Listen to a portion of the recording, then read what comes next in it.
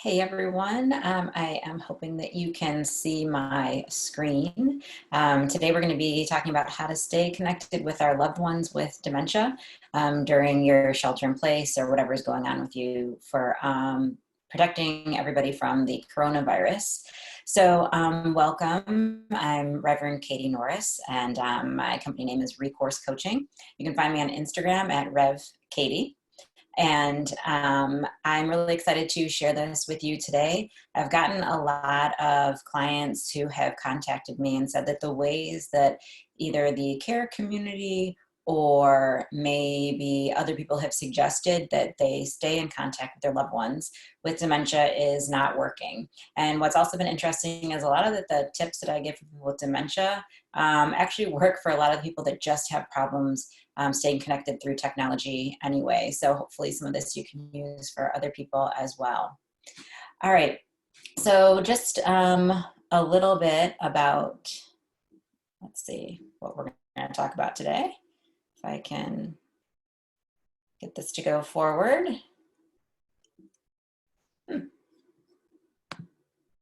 There we go. Okay. So I just want to let you know that this webinar is being recorded and may be used in classes, or I may put it on YouTube or, put snippets of it on Instagram and different places. So we are going to take questions at the end. If you have questions or something that you feel you want me to cut out of the recording, I'm going to stay on the line a little bit afterwards on the line, like I'm still talking on a phone. The days of phone conferencing. Stay on the webinar, and then you can let me know if you wanted me to take something out. It should only record my screen, so you don't have to worry about your face or anything being shown.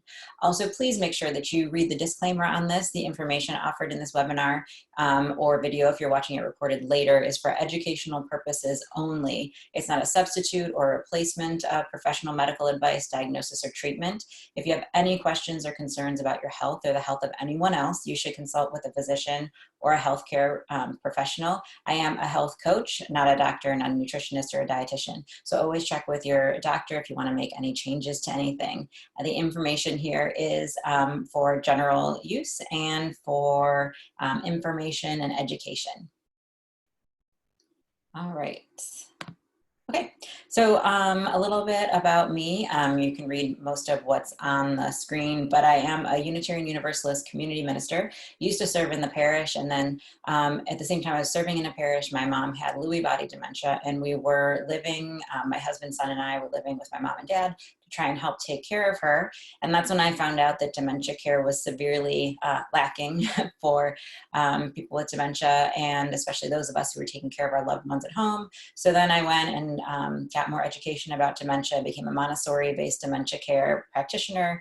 And so now my community ministry has grown from just focusing on dementia to also focusing on encompassing brain health in general. So not only do I have this extra specialty in dementia, but in general, I help people function better in their everyday life and improve their mental well-being and things like that by being a brain health coach too. So I go through, different things like food and lifestyle and all these kinds of things that can help you. So today we'll be mostly talking about my extra area of specialty though, which is dementia. I'm also a fitness coach, and I coach at a ninja gym that's local to Richmond called Traverse Fitness, but all the gyms are closed right now. So please follow us all on Instagram so we can keep in touch with everybody. All right, and I have one son. He's actually just turned 16 this week. I did a surprise Zoom call with his friends for him where they played Pictionary. It was really great. And I live in Richmond, California. So let's see. There we go.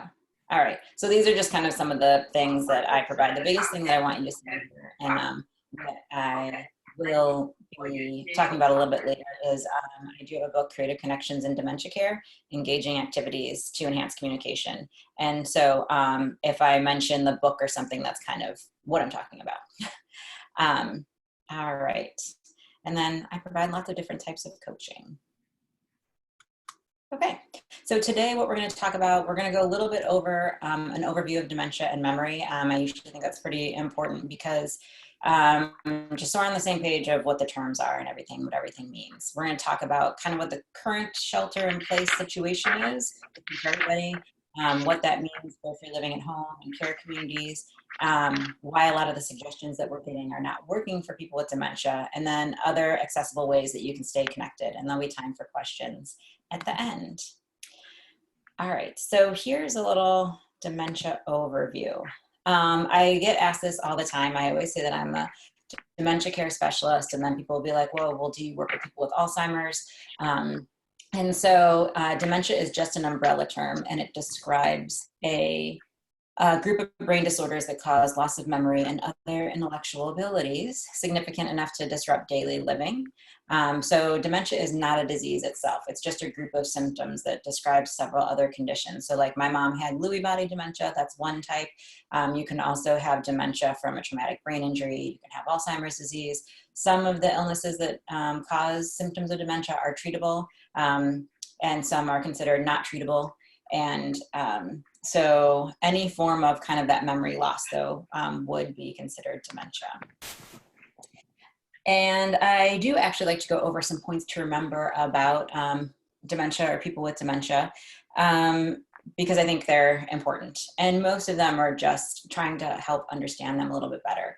So that they are really trying hard to make sense of what's going on in their environment. So especially when we're going through something like this that is, you know, a anxiety producing time for everybody. There's a lot of change. There's going to be a lot of change to their environment. They're probably going to be even more confused. And so I think always trying to remind ourselves that what they're going through, they're trying to make sense of their environment. And just like our environment right now probably is not making sense to us, it's making even less sense to them. You know, they're not doing things like forgetting things or asking repetitive questions to try to annoy other people. And I always say that behavior is a form of communication. So if we're seeing certain behaviors, it usually means they're trying to communicate a need or an emotion or a want that they're unable to communicate. And we need to be observers and really try and figure out what's going on. Also, the environment may be negatively affecting them. So, you know, somebody may have confusion simply because the light in the room is casting shadows on the floor and the shadows are scaring them. And so you think, or like we might think it's a symptom of dementia, and that they're just always going to have outbursts, but really that may not be true. It could just be the lighting in the room. So I also remind people that when we see one person with dementia, we know and have seen one case of dementia. My mom's Lewy body dementia, you know, looks a little different than somebody else's. So same with all of the different types of dementia. And then we're just going to talk a little bit about memory, because there's a couple things that I want us to remember. And now it says my internet connection is unstable. So let's hope this works. All right. So this is super simplified. So if you've learned this in other places, you'll notice it's very simplified. So basically a memory is a stored pattern created by the brain's neurons, and then memories involved with both manipulating that as well as storing it. So we get all this knowledge from lots of places in our environment, and then our brain has to decide what to do with that knowledge. Is it going to use it right away? Is it going to store it for later use? Is it going to store it for later use, meaning short term, like 5 minutes later, or later use 10 years later? And there's two basic types of long-term memory. One is non-declarative or procedural. This one is preserved pretty late into dementia. And that's things like, you know, everybody's like, you never forget how to ride a bike. And actually the person may not forget how to ride a bike, but may not be able to ride a bike anymore, which are two different things. Reading is often preserved, even though people think it isn't. It's usually the size of the font, and even the font type, how many words are on a page and things like that. Tying your shoes, brushing your teeth, all that kind of stuff. Declarative memory is knowledge of facts or knowing how to do things. And that's the first type of memory to be impaired in dementia. So actually that's autobiographical memories of events in your life. And so that's why people tend to almost have a reverse. So they'll probably remember things earlier in their childhood than more recent autobiographical events. And so they also may forget history of facts or information about certain times, places, things like that. There's also working memory. So it's a form of short-term to long-term memory process. that can be used to help people with dementia function better. So practicing information does make it permanent, even for people with dementia. And a lot of times people don't believe that people with dementia can learn. We have very specific ways that we tap into working memory to help them learn. And that's like a whole process that I do teach in my classes or with my private clients. But this is where implementing even simple repetitive tasks and why you want to keep their schedule as consistent as possible is really helpful to improve the life of a person with dementia. So I'll give you a simple example. My book was based on art projects that I would do.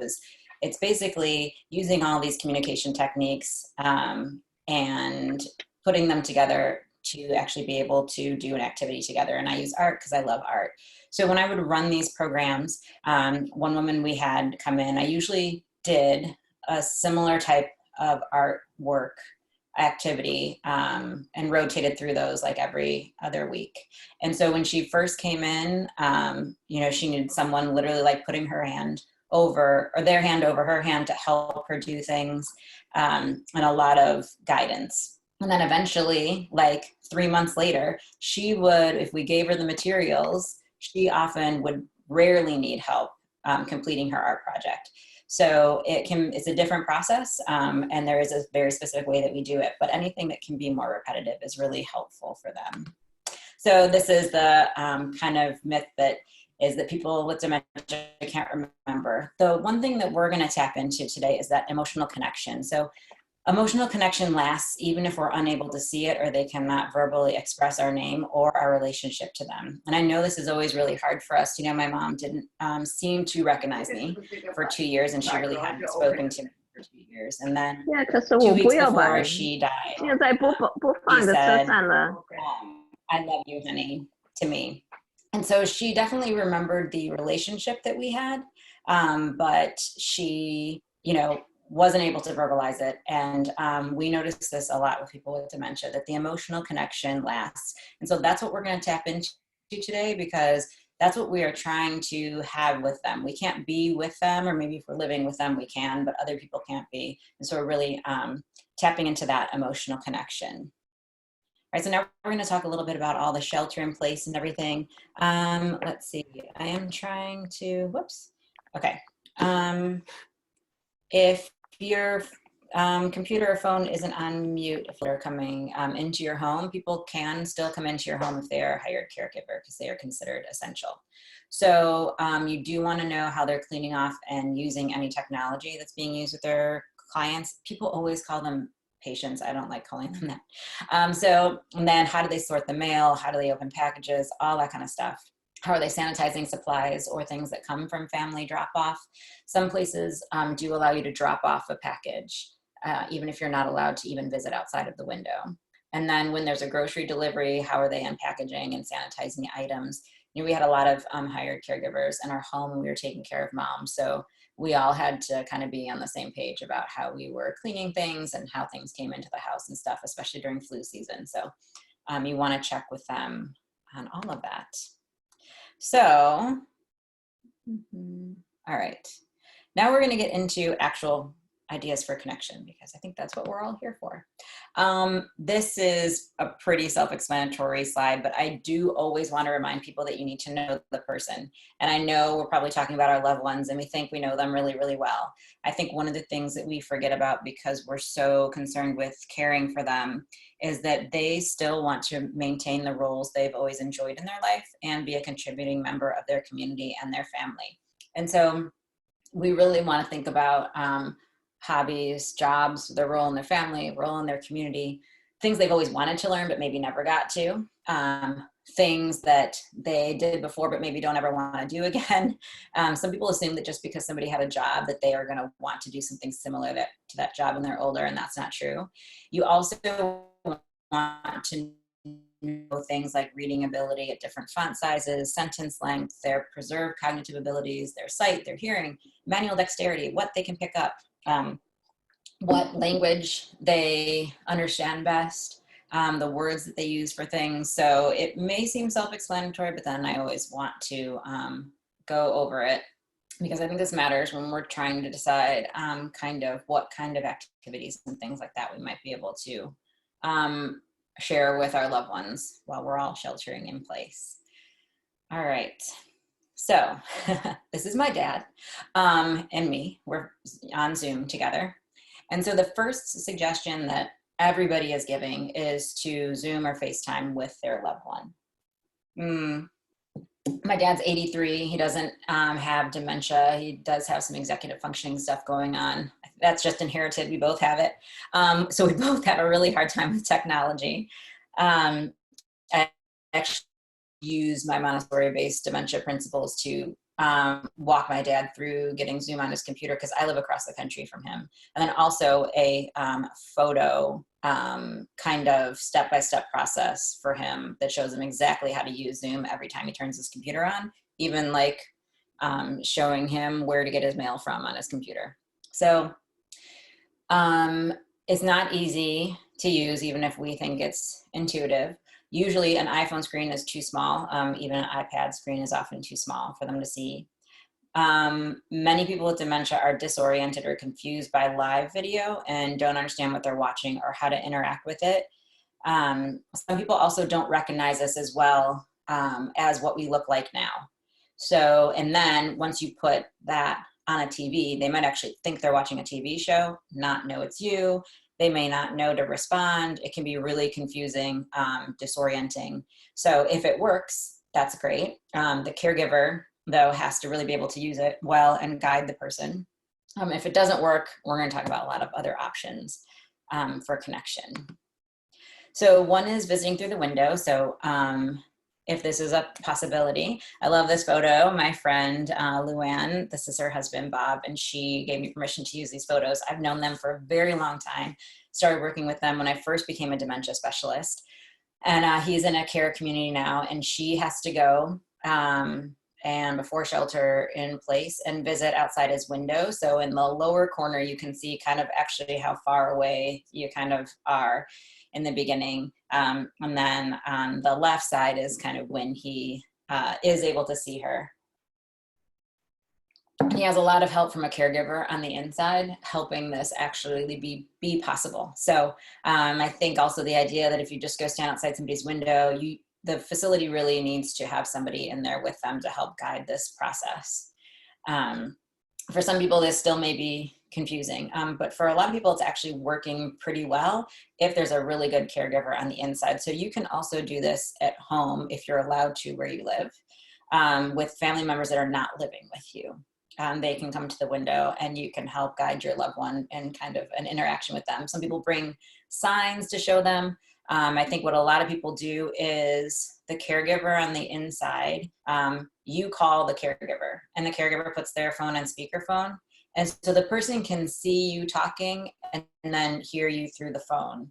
It's very hard for a lot of people to hear someone talking through a phone and not see their actual face, and that can seem disoriented, especially since most people are not used to iPhones. And so it can be super confusing.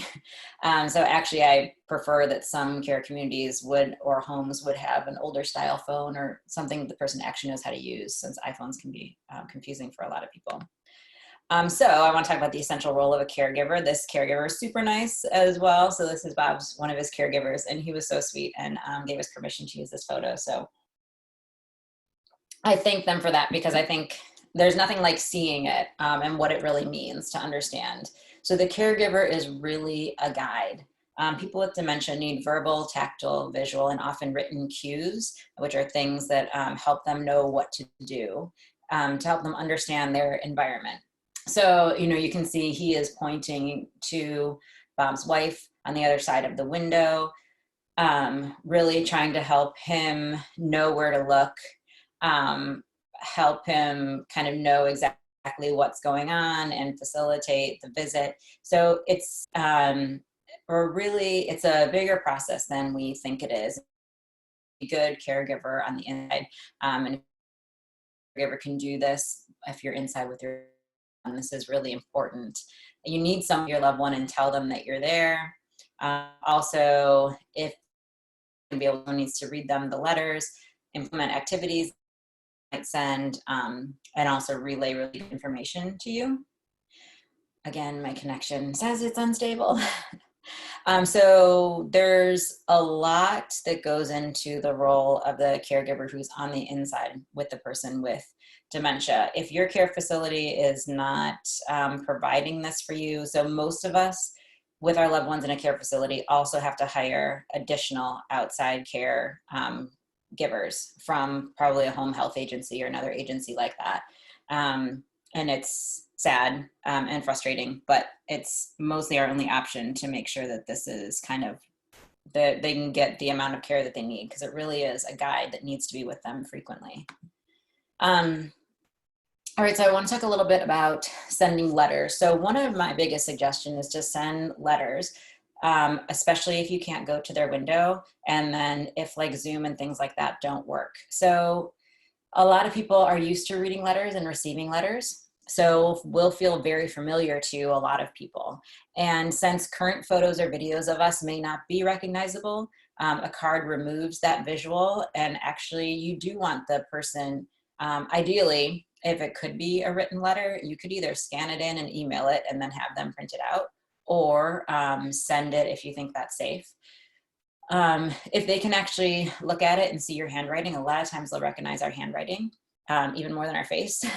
And you will need the caregiver to help read it to them for a lot of people, especially because we write, well, not everybody writes in cursive anymore, but so you could send it as like written text and, you know, and your handwriting, just to make sure it's readable. The caregiver's got to read it to them and be engaged with them. And you can also use letters multiple times. You know, they could read it a couple different times a week. You can also send a stack of cards for the week where they read one every other day. So the letters are proving to be actually pretty accessible, and people are really liking them. And what's interesting is then also the caregivers of loved ones are kind of tapping into this thing that we've lost, and a way of communicating deeply with other people that we don't really use that much anymore. So sending letters has been something people have really been liking.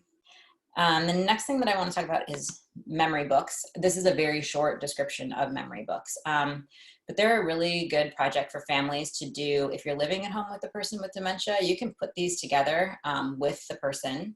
And also if you're at home and you're not living with them, it's a really good project to do at home, to do with your kids. Then you can email it to the caregivers, and then they can print it out. You can create a short memory book on different events or times in a person's life, so they have a new one every week. And you can help with the emotional need of family connection when you can't be there. Memory books are really, really great for that. So we're going to go through some do's and don'ts in memory books, and then I'm going to show you some examples of what they are like. So keep each page or card, if you're just making a one-pager, to one photo and one word if they're pretty far into dementia and it's very hard for them to read, or a short sentence, no more than 2 sentences. Use large font, at least 20 point.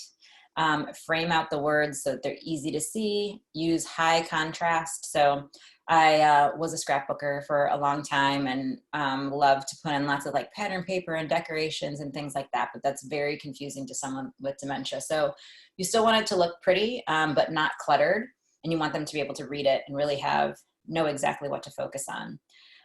Use photos of people from a time the person with dementia recognizes them from. So maybe you would use photos of the grandkids when they were babies, because that's more recognizable than the grandkids when they're 30. So you could do a little memory book of, you know, like a Christmas from when they were younger, or springtime when the kids were younger. Also remember to use words they recognize. This is an example in a care community. This wouldn't, you know, sometimes we use memory books in a care community to help someone know kind of what happens next. And so it might have things in there about daily activities. So you might use dining room instead of dining hall or cafeteria if someone doesn't really recognize dining hall or cafeteria as a place that they would go eat. You can use these books to help with repetitive questions. In the side there, it says it's great combined with space retrieval. That's a process that I teach in my classes, but that is a really great process to help people with repetitive questions. But we'll talk a little bit about how we can help with those with memory books without needing to know the whole space retrieval process yet. And you do want to label the person with dementia. So you'd want to say Katie and Jeff, or Katie with Jeff, rather than me with Jeff. Like me, well, I'm Katie. So if my name's Katie and I'm the person with dementia, you wouldn't want to write me with Jeff or me and Jeff, because that's a little bit more confusing. And then you want to use photos that are as up close and clear as possible. Some of the things you don't want to do are to use script or otherwise fancy font. You don't want to use all caps. All of these things are harder to read. You want to use backgrounds that have, you don't want to use backgrounds that have a lot of patterns. You don't want to print words on a dark colored paper or pattern paper, because then you can't see them. Sorry, it doesn't provide enough contrast. You don't want to put too many topics in one memory book. So keep it to kind of like one event or something short. And you do not want to avoid, people ask me this all the time, you do not want to avoid sad events, especially if there are things that the person asks repetitively about. So because people remember emotions, sad events, if we try to redirect them or lie about them, they'll still feel the emotion and it'll get worse because nobody's addressing it. So there's tons of ways that I talk about doing that, but in general, if, you know, the person knows that somebody has died, but kind of doesn't remember, we have done memory books where it does say that, you know, this is me and Jack, and, or this is me. So this would be like, this is Carol and Jack, and Jack and I were married, you know, in 19 something, and we lived in this house, and, you know, Jack died 5 years ago, and Jack and I still love each other, but he's not here right now. So actually that can be very helpful. People think that that's going to cause a lot of grief. A lot of times it actually is recognizing somebody's emotional connection and emotional grief, and to deny that for some people is very upsetting to them. So that can help for a lot of people. And then don't put more than 1 or 2 sentences on a page. All right, so now we're going to get to some examples. Okay, so here's an example. And it says, Carol and her grandson, Jeffrey, like to make cards together. So one, and actually now with the advent of technology, I created this. This is just in the slides. So you can use PowerPoint or Keynote to do this and then print them out as PDFs. If the person does really well seeing something like this on a larger screen or on a computer, then you can use memory books on the computer with them. For some people, it does well. Other people like to hold it in their hands. So that's up to you. But so here it's just one sentence, one big picture. There's not a whole bunch of other stuff on the page. And then I also made the words kind of stand out by putting a border around the sentence. So one way that we use these for repetitive needs, like let's say the repetitive need is someone saying, I need to pick up my son from school. And this happens every day at like 3 o'clock. You may bring out a memory book for them that has a couple pages. One of the pages could say, this is my son, Ben, with his wife, Angela. So, you know, orienting the person that now the son is older. And Ben sends me letters on Wednesday. Today is, and if it's laminated, you or whatever care partner can go in and write down the day so they know that today is not Wednesday, right? So they know not to expect a letter today. If we were not in shelter in place, a lot of times what I do is Ben visits me on Friday, today is Wednesday. You could also go as far as like, there are 2 more, you know, leave a space, there are blank more days till he comes to visit. You can do that as well. But again, this looks a little prettier. There's some background color. Ideally in this photo, I would prefer if Ben was on the left of the photo, so the words in the photo are both red, left to right.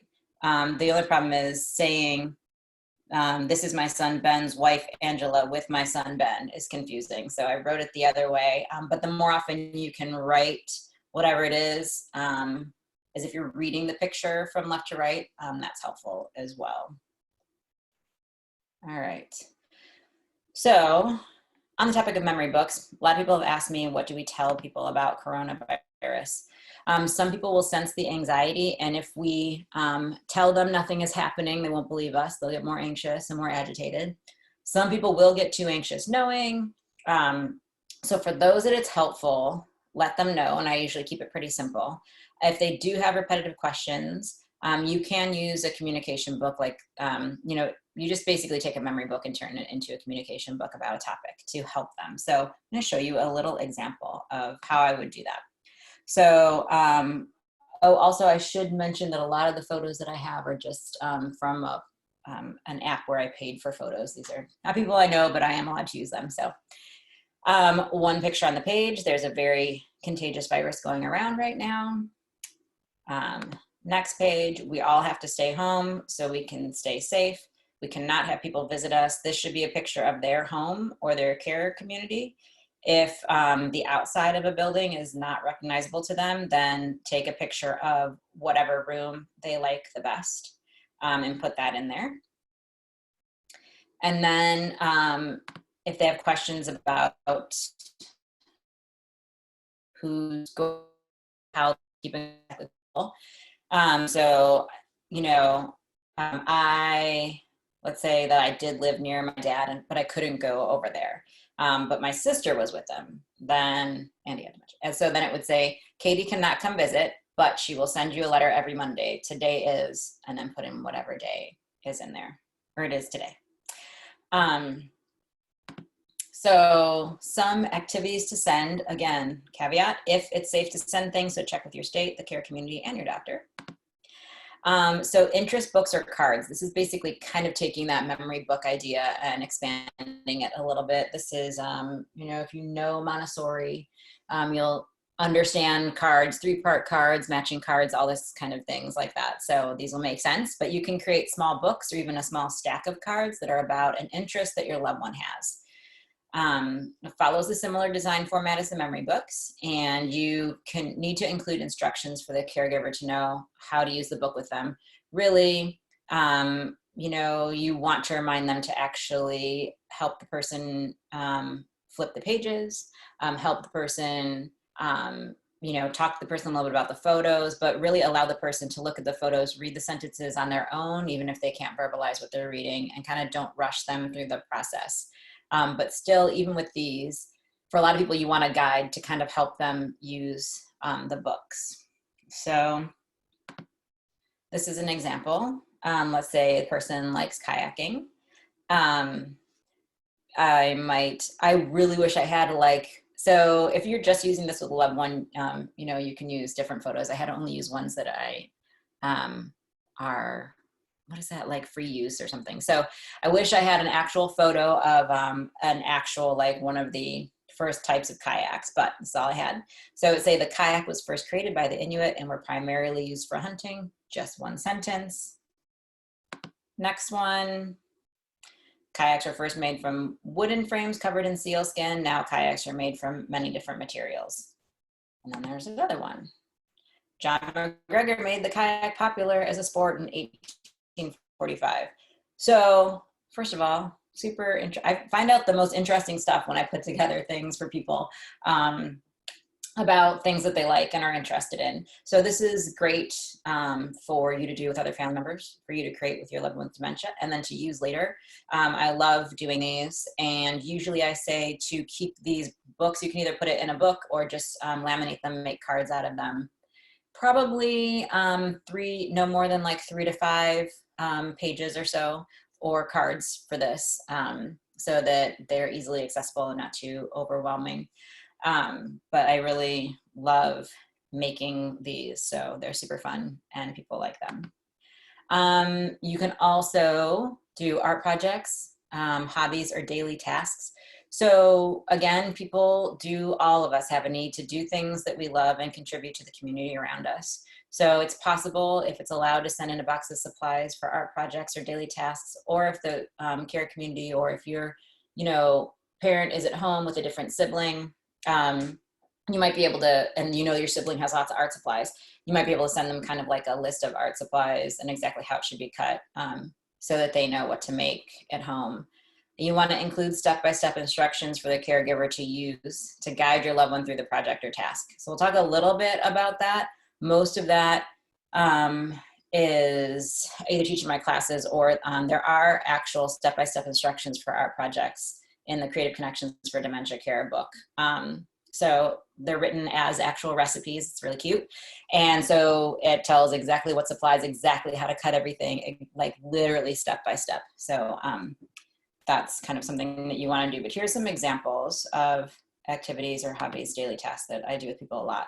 So everything's put together in a kit. This is more Montessori style. So they do a lot of shoe shining with people. Up in the corner would be like, those are the supplies that you would need for note cards. And if I was working on a note card with someone, I would only have the supplies needed for one note card in front of them. But that's just like, that might be a kit that you would send to the care community. Another one is a kit for polishing household items. This one is really fun because if you are living at home with them, and you can also find items with memories or like emotional meaning to them, you can talk about that while you are polishing the items. Could also then make a memory book out of it. So there's a lot of different ways to do that, especially if you might be using items of a person that would like to come visit but can't right now. So you might be able to ask them, you know, something about like one of the items in the home, what is a memory they had of it, you know, and write that down so that when you're working on this project with your loved one. So that little bunny in there, it's a Beatrix Potter bunny, that's mine. And my mom used to give these to me all the time. And so if I wasn't living at home, let's say my sister was doing this with my mom, you know, maybe I'd talk to my sister and let her know that that bunny was really important to me because this was, you know, the one that mom gave me on my 5th birthday. And I really love it. It reminds me of a mom that takes care of her little bunnies like mom used to take care of me. So incorporate as much of that emotional connection as you can into things.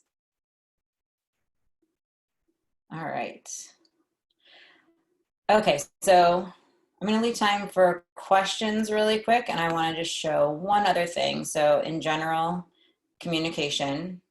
I do talk about behavior being a form of communication, but I want to go to this next slide, which is just remember, especially as more is going on and people might get more disoriented, to keep questions simple. And you could go with yes or no questions or give simple choices, especially if you're living with your loved one, like, would you like chicken salad or beef soup for lunch? Not like, let's go to the fridge and look what you want for lunch. You know, things like that, because part of connection, even if we're living with them, and, you know, we can be with them all day if we're living with them, part of connection is also to make the connection as accessible as possible. And whenever all of us are stressed, then we all become a little bit more disoriented. So you might need to, you know, communicate a little bit differently and make communication a little simpler.